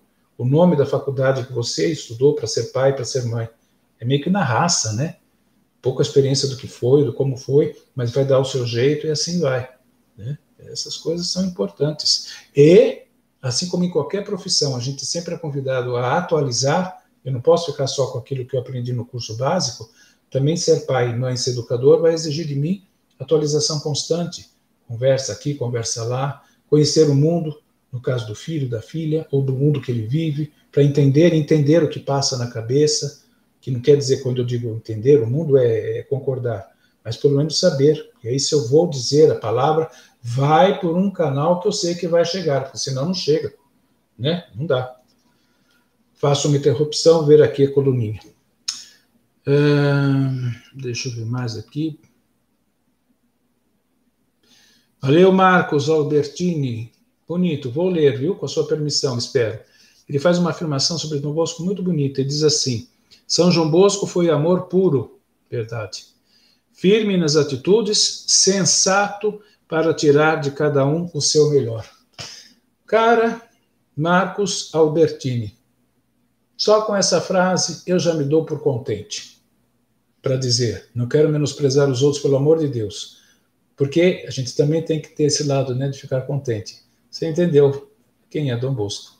É isso aí. Dom Bosco é alguém que foi amor o tempo todo. No caso, voltado, obviamente, por uma opção de vida pelos jovens. E o porquê a gente mais ou menos já soube. Firme nas atitudes, sempre, como caráter, como jeito de ser, mas nem por isso, sendo firme, deixou de ser uma pessoa, digamos, dócil, não meloso, não aquela coisa de novela das 6, como se dizia antigamente. E sensato, isso sem dúvida. E aí com aquilo que é bonito que você colocou aí, para tirar de cada um o seu melhor. Marcos, qual é o seu melhor? Daniela Dalfabro, qual é o seu melhor?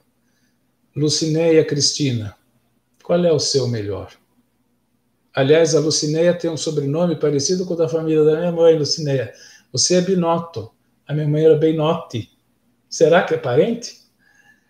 Né? Quem mais que eu estou vendo aqui? A Maria Dioneide. Serve para você também a pergunta. A Maria Dioneide também faz uma afirmação bonita. Filhos não bem... Não...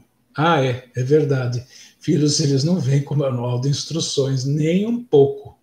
E mesmo porque, se fosse um manual de instrução, você compra um aparelho, os aparelhos são iguais, então o manual serve para todos. Filhos não são iguais, então o manual serve para um, não serve para outro. Quantos filhos vocês têm? Um? Ótimo. Quem tem dois? Levanta a mão aí. Um é diferente do outro, não é verdade?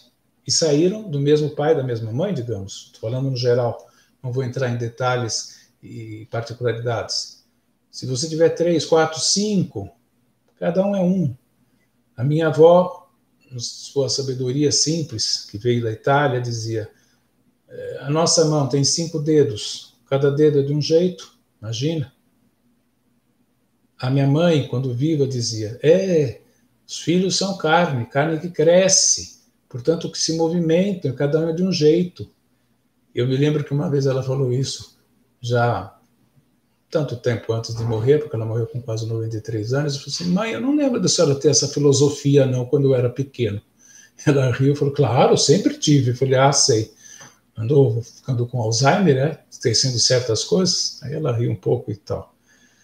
Vamos lá. Monique. Alunos do São José estão assistindo junto. Ei, valeu, Vinícius, Danilo. Que bom saber que vocês estão aí.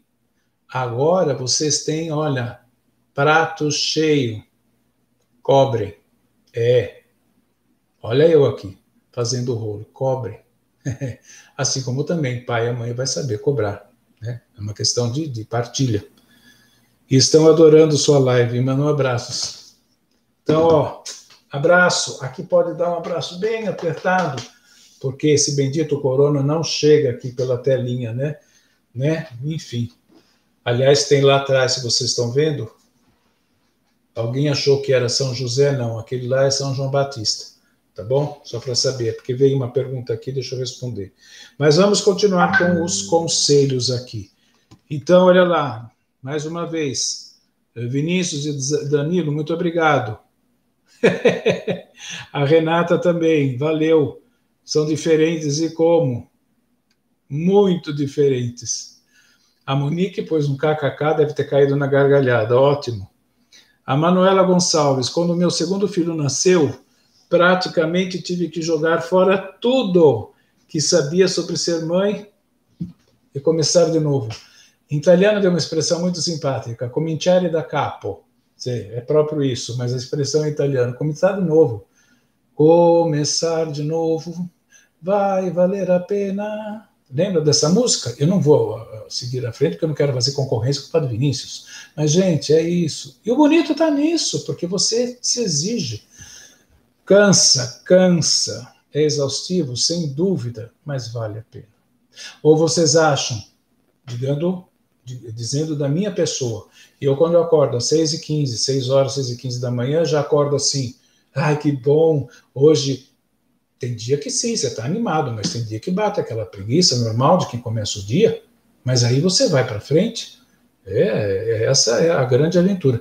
Aliás, é o que acontece em quem assume, por exemplo, a prática de um esporte, de outras atividades que exigem disciplina, que todo dia, querendo ou não, Faço um parênteses, porque tantos anos trabalhando em escola, me lembro de uma aluna que eu tive em Sorocaba, onde eu trabalhei 4 anos.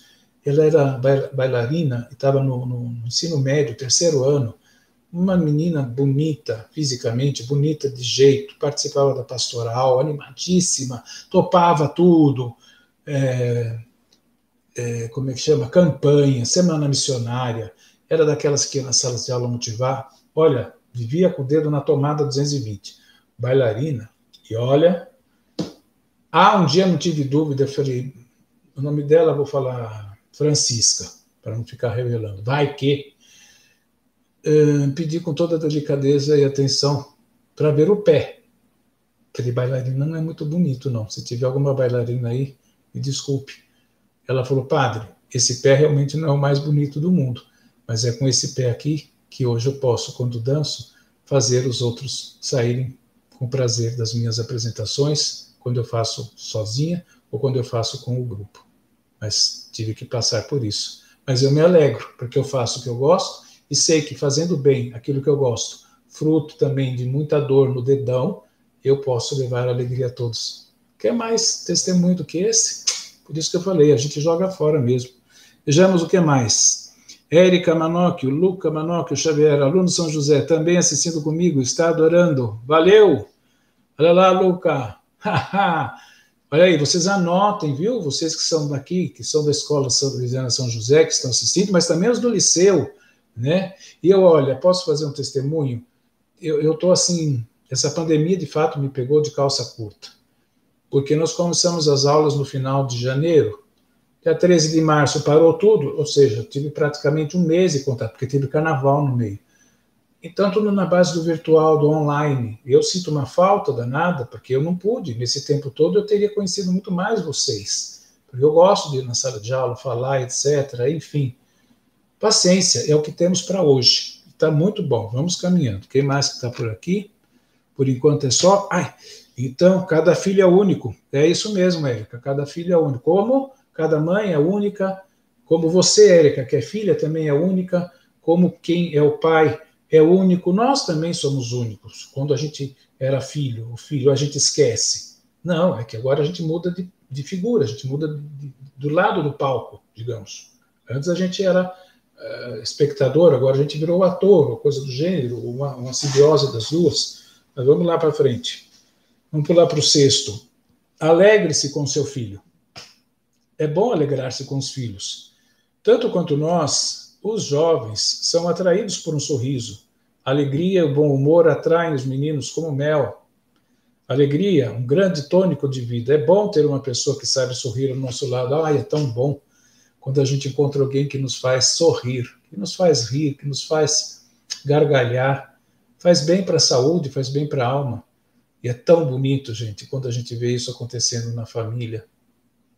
Vocês não sabem. É muito bonito. E não só, é educativo. E Dom Bosco sabia fazer isso. Ele tinha um dom. Uma vez ele foi desafiado. Ele estava na cidade de Roma e tem uma praça em Roma chamada Piazza del Popolo, Praça do Povo. E alguém o desafiou que ele fosse conseguir lá reunir alguns jovens que estavam lá perdidos pela praça. Pois Dom Bosco topou a parada. Foi lá, deu a cara... desculpem, foi a cadeira aqui. Deu a cara, a tapa, e não é que daí a uns 5 minutos, digamos, Dom Bosco estava lá rodeado de garotos, jogando algum jogo da época, e esses que eu tinha desafiado ficaram, Pois é, porque ele tinha esse dom de atrair. Também com alegria, com jeito, e sempre atento para descobrir o que aquele jovem tinha que ele pudesse captar. Porque a partir dali, ele conseguia ir eliminando, digamos, os erros, os problemas e tentando fazer com que aquilo de bom que o jovem tinha viesse à tona, mas que fazendo mudar de lugar. Isso passa na nossa vida, e a gente precisa aprender a fazer isso com a gente mesmo, e no trabalho educativo. Então, isso está valendo para os pais, mas, para os filhos e filhas que estão por aí, os meus queridos alunos lá da Escola São José, mais uma vez, tchauzinho, gente, puxa saco de vocês. Estou gostando de ver, né? É a vida. Portanto, esse 5º conselho, 6º, aliás, desculpem, Alegre-se com seu filho. Os pais devem ser alegres com os filhos, mas para serem alegres com os filhos, os pais têm que ser alegres. Ixi, e aí, quando não tem alegria, porque problemas existem. 7º conselho, aproxime-se de seu filho. Viva com seu filho. Viva no meio dele. Aliás, nesse sentido, a pandemia deve ter vindo com um balde, né? Porque a gente não tinha esse corre-corre. Porque, imagine, os filhos estão em casa, mas eles não ficam 24 horas por dia em casa, naquilo que a gente chamava de normalidade. Agora, de uma forma ou de outra, são obrigados a ficar. Pai e mãe também, porque vocês estão com home office, estão ali. No fim, está todo mundo em casa. Então, experiências que não se vivenciavam, de tanta concentração, né, de amor, de carinho, começou a sufocar. Conclusão, muitas vezes, atritos, chispas, e as coisas vão por aí. Então, viva com seu filho. Então, quem sabe tenha tido até tempo para fazer isso. Viva no meio dele. Conheça também os seus amigos. E olha aqui, isso eu vou falar para os filhos agora. Não vem com essa história, não quero, não sei o que lá. Quem não deve, não teme. Conheça. Coisa de moleque. Eu já sou velho. Mas era tão divertido, porque eu era um menino, isso lá em São Paulo, que ainda a gente tinha condições de brincar na rua, outros tempos, mas a gente se conhecia, era um tal de ir na casa um do outro, uma bagunça, que a mãe de um também dava bronca no filho do outro, porque não conseguiam. Aliás, aos filhos agora, a gente reclama hoje em dia que teu pai e a mãe, né, que toma conta, que invade, que entra, que não sei o quê, fiquem tranquilos. No meu tempo, vamos dizer assim, coisa de velho dizer isso, eu não tinha só minha mãe que tomava conta de mim, eu tinha a mãe dos colegas também. Desde a vez de uma, eu tinha 3, 4, 5 mães que ficavam em cima. Porque quando eu chegava em casa, a minha mãe logo dizia, se você está aqui e veio antes, é porque alguma coisa você aprontou. Quem mandou você para casa? Ah, foi a mãe do fulano de tal. Se ela te mandou, é porque vocês aprontaram. Ela não ia lá brigar. E vice-versa. Então, para dizer, em vez de uma, a gente tinha 3, 4, 5, como eu falei. Então, fiquem tranquilos, você tem uma mãe e um pai, e olhe lá, já está bem ali. Então, para dizer que as coisas, porque todo mundo se queria bem, a gente podia brincar, são comparações, elas não podem ser feitas tal e qual, porque o mundo de hoje mudou, sem dúvida. Mas para dizer que em épocas também tinha essa questão. Não afaste seu filho de você, mandando ir para sempre, mandando ir para sempre para a casa dos outros ou coisa do gênero. Não, misture-se com seus amigos nas suas diversões, saiba quem são, faça-se próximo. A gente tem sempre a ganhar com tudo isso. Não seja uma espécie de extraterrestre no mundo do filho ou no mundo da filha e, consequentemente, no mundo dos colegas. E para isso, eu não vou abrir mão, certamente, de certos valores, mas eu tenho que, pelo menos, conhecer. Vi, tempos atrás, a realidade, por exemplo, vocês já ouviram falar de baile funk? Já. Já ouviram falar do tal de pancadão? Já.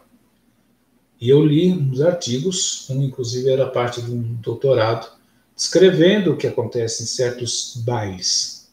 Não vou descer a detalhes porque tem menores na sala, mas são coisas do arco da velha. Gente, são jovens, são os nossos filhos. E alguns com menos de 18 anos, hein? Que a gente acha que tá, não. Já não estão vindo, não tem mais a questão como a gente falava antigamente, enquanto você está indo com milho, eu venho com a farinha que já estava pulenta, tem aquela comparação, né? Estou fazendo confusão agora aqui. Já sabem. A gente encontra a meninada que está no 5º ano, ou no 6º, que é a antiga 5ª série, que eu às vezes ficava maravilhado, fico com aquilo que eles já falam, como eles analisam e falam assim de uma forma, até com português correto. Falei, uau! Eu demorei tanto para chegar nesse tipo de conclusão, eles já chegaram. Não é um pouco assim? Eu acho que é. Se alguém achar que é muito, muito diferente, até escreva aqui. Se for mais ou menos na mesma toada, tá ok. Mas enfim. E o padre Vinícius disse que eu estou entregando a minha idade. Vinão, qual é o problema? Vou fazer 62, criatura, dia 15 de setembro. A data de Nossa Senhora das Dores. Não tem problema. faço com alegria. Vamos lá, Vinão, que senão o tempo passa. Agora vem uma coisa. O 8º conselho é importante. Seja coerente com seu filho. Não temos o direito de exigir de nosso filho atitudes que nós, às vezes, não temos. Silêncio. Quem não é sério não pode exigir seriedade. Quem não respeita também não pode exigir respeito. O nosso filho vê tudo isso e muito bem. Talvez porque nos conheça mais do que nós a ele. Não podemos tratar os filhos com desatenção, com mentiras, e não podemos deixar de levá-los a sério pelo fato simplesmente, quem sabe, de serem crianças ainda. Mesmo dentro dos limites próprios da idade de cada um deles, dentro daquele limite, porque eles vão crescer, vai passar aquela fase, ali tem um mundo chamado mundo sério. Eu preciso conhecer esse mundo. E, nesse sentido de ser coerente com o filho, além de viver a coerência e exigir de mim mesmo aquilo que eu estou exigindo do próprio filho, nesse espaço é importante mesmo saber ler o que os filhos nos falam.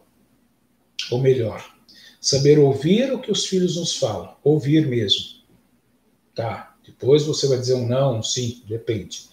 Mas saber ver o que eles estão falando, não de forma verbal, mas o que eles estão tentando falar através daquilo que eles fazem. Talvez através até das rebeldias. O que será que ele está querendo dizer com isso? Claro, às vezes eu tenho que ter uma questão imediata e dizer, o negócio aqui não é assim, tal. Mas tentar ler isso. O que será que ele está querendo dizer com tudo isso? Eu vou ter que desenvolver o dom, que é saber fazer essa leitura. Dom Bosco tinha muito isso. Conseguia. Óbvio, Dom Bosco era Dom Bosco. Ele era único. Nós somos filhos de Dom Bosco. Eu sou filho de Dom Bosco. O Padre Vinícius é filho de Dom Bosco, mas o Padre Vinícius e eu somos filhos de Dom Bosco, mas cada um de nós é o que é. Não só fisicamente, mas no jeito de ser, experiência de vida, experiência de família. E a gente assume aquilo e tenta viver. Antes, até, já como ser humano, cada um de nós é diferente. Aliás, ainda bem que somos todos diferentes. Imagina se fôssemos todos iguaizinhos, uniformes. Não, a gente é bem disforme em relação ao outro.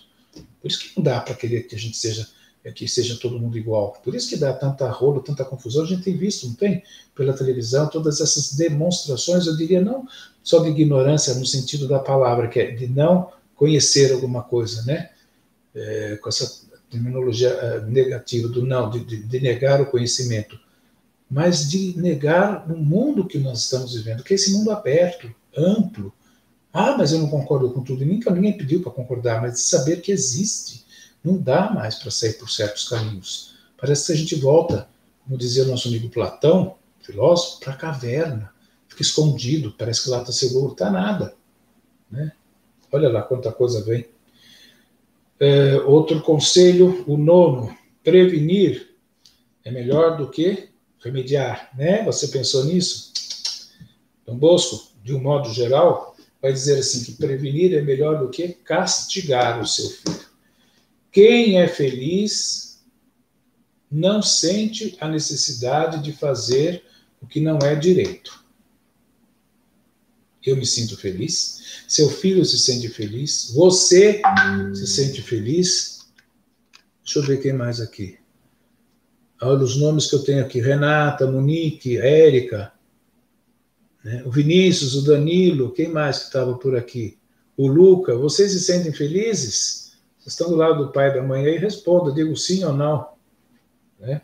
Porque quem é feliz não sente a necessidade de fazer o que não é direito, porque parece que querer fazer coisa torta é porque a gente quer tirar um proveitozinho.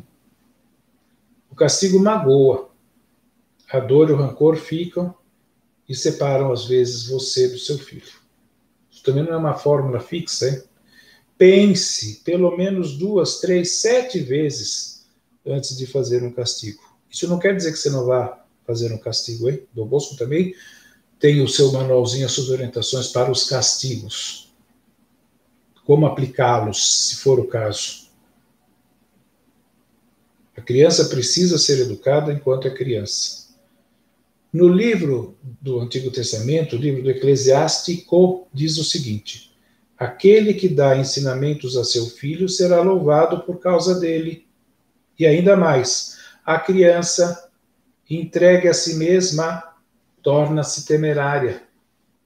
Dá trabalho, então se vire, se arranja, cresce solta demais. Mas a gente vê isso até na natureza, como é que os animais cuidam das crias, em geral. Sabem repreender, sabem, porque não é que deixa tudo solto, vai defender. Portanto, é preciso saber, sim, corrigir os filhos, mas com sabedoria, pois aquele que ama o seu filho o corrige, e com frequência, hein, para que se alegre com ele mais tarde. Mas às vezes não dá errado, isso dá, mas isso não é motivo então para eu desistir. Porque como muitos já disseram, eu disse, vários dizem, cada um é um. As fórmulas não servem para todos. E assim por diante. Quer ver uma coisa que aconteceu comigo uma vez no médico? Eu fui ao médico. O mesmo médico tinha passado a minha irmã. E mesmo problema. Só que o xereta aqui foi ler a bula. E o médico tinha dito, não leia a bula. A minha irmã sentiu lá, era uma questão na vista, e do remédio, que foi o mesmo que eu tive que tomar, começou a arder a vista. Ardia, enfim. Quando foi a minha vez, eu falei para o médico, foi gozado, eu tomei o mesmo remédio, mas a minha vista não ardeu. Por que a da minha irmã ardeu? A minha não ardeu, eu vi lá na bula aqui. Aí ele falou assim, e quem disse primeiro que você tinha que ler a bula? Se ardeu o olho da sua irmã, não queria dizer que ardeu o seu, porque você é um e ela é outro. Uma comparação que me veio agora, talvez, não sei se se encaixa plenamente, mas enfim.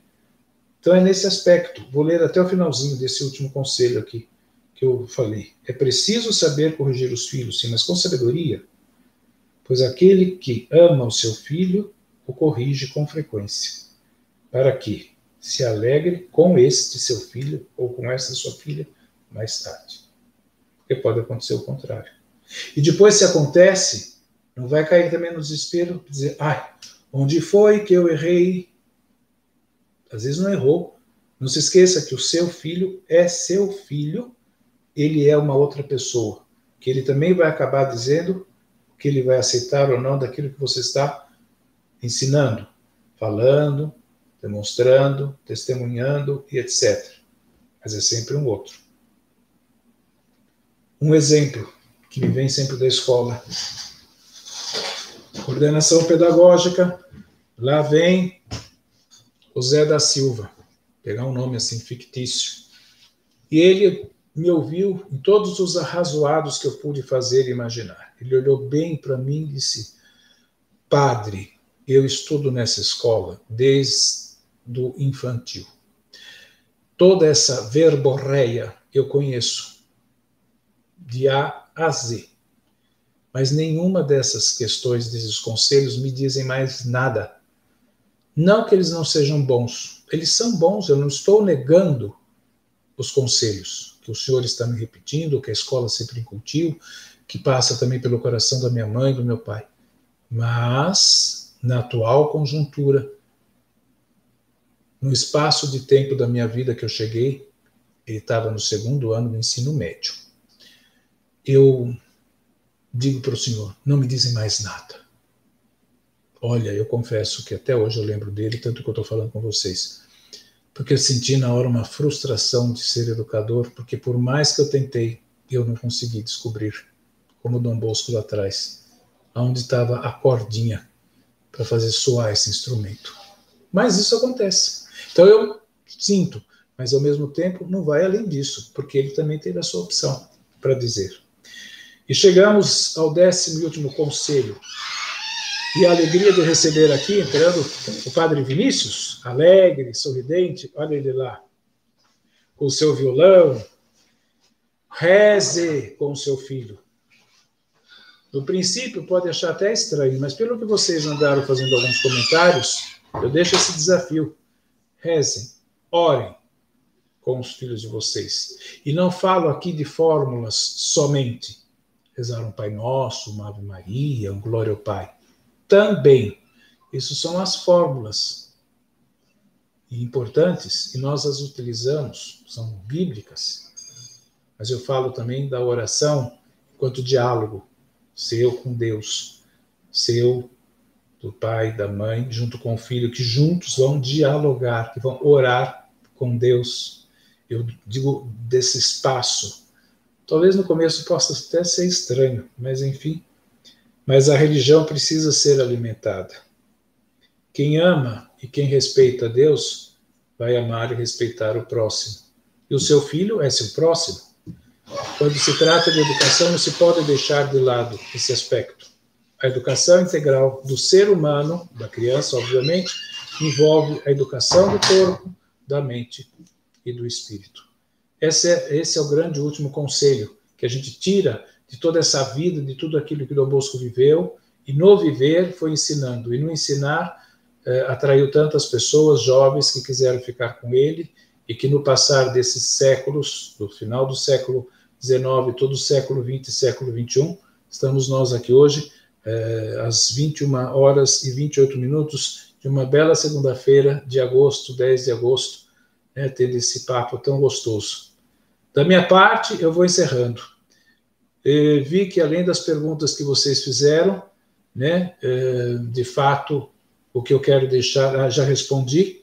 Fiquei imensamente alegre de ver que, lá da Escola Salesiana São José, esses meus 3 pimpolhos aqui, vamos dizer assim, com todo respeito, estavam presentes. Então é bom, porque ali, então, nessas famílias vai ter uma espécie de cobrança mútua. Mas, enfim, sejam felizes, e quero, de fato, agradecer essa oportunidade, embora virtual, de poder ter entrado na casa de vocês, porque abrir a casa para receber alguém em plena segunda-feira, à noite, depois, quem sabe, no final de semana. Então, meu muito, muito obrigado. Quero deixar de antemão também o meu agradecimento ao Padre Vinícius, que eu achei que ele estivesse aqui, ele saiu de novo, pela oportunidade. E me coloco, depois eu falo pessoalmente com ele, à disposição. Ainda mais nessas temáticas do mundo salesiano, faria de muito bom gosto, porque é o que faz parte também da minha vida. E eu creio muito, sou feliz por ser salesiano, dou um testemunho agora. Tive problemas nessa minha vida salesiana, sempre, para dizer, não problemas de ordem corriqueira do dia a dia. Você trabalha numa escola, você tem um aluno na sua frente, você tem professores, você trabalha com ser humano, você tem que saber trabalhar isso, problemas nesse sentido. Tive sucesso, sim, tive minhas derrotas, tive os meus acertos, erros, enfim, como qualquer ser humano. Mas uma alegria imensa de poder servir a Deus, que eu acredito tenha realmente me chamado a ser aquilo que sou, e vivê-lo na dimensão de ser salesiano, com esse amor aos jovens. E então, muito alegre de estar aqui em Campinas, nessas circunstâncias, é óbvio, um pouco limitadas, mas muito contente. Trabalhei até o ano passado aqui pertinho, em Americana, e então foi só mudar de lado. Eu estava do outro lado da Via Anhanguera, e agora esse ano eu vim para o lado de cá da Via Anhanguera. Então foi muito alegre. Quem mais aparece por aí? Oi, Bia. Valeu, Bia. Carol, Ana, Beatriz, que agradecem, as minhas palavras. Eu que agradeço a vocês. A Manuela Gonçalves, excelente, muito obrigada. Manuela, sou eu que agradeço, excelente a presença de vocês. Muito obrigado, Padre Paiola, etc.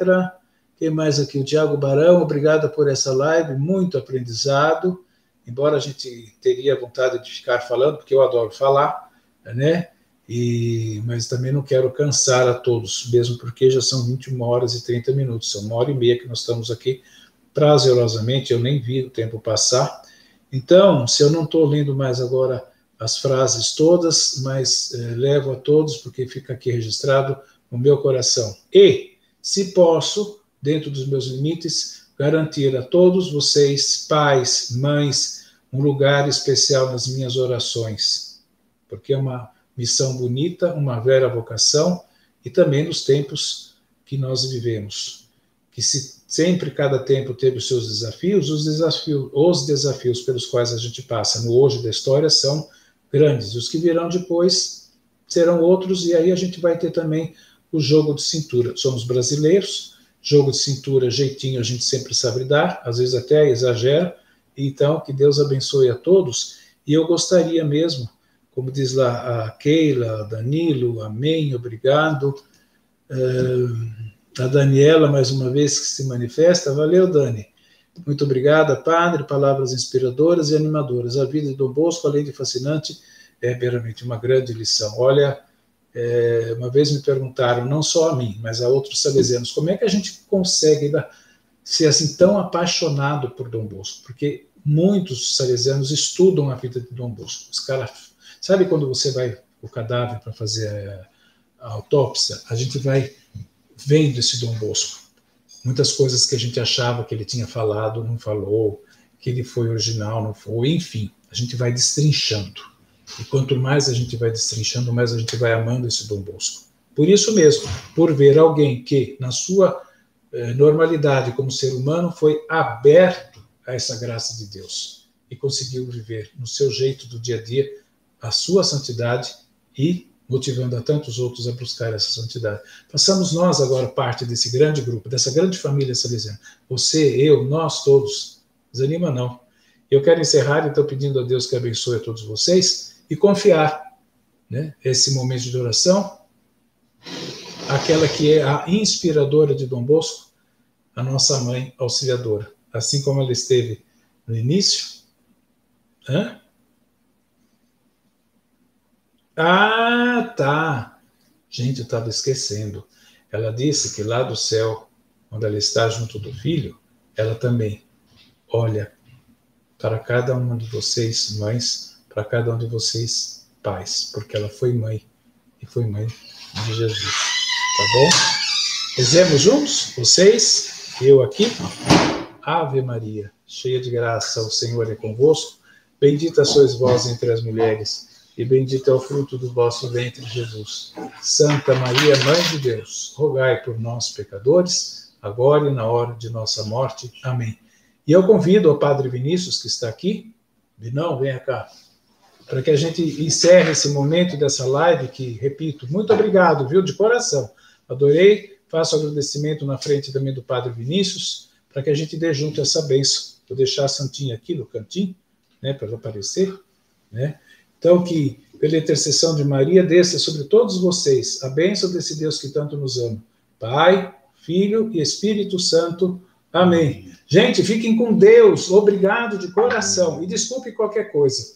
Se alguma coisa ficou assim com dúvida, podem mandar. Se por acaso eu falei alguma coisa que tenha ficado com sinal de...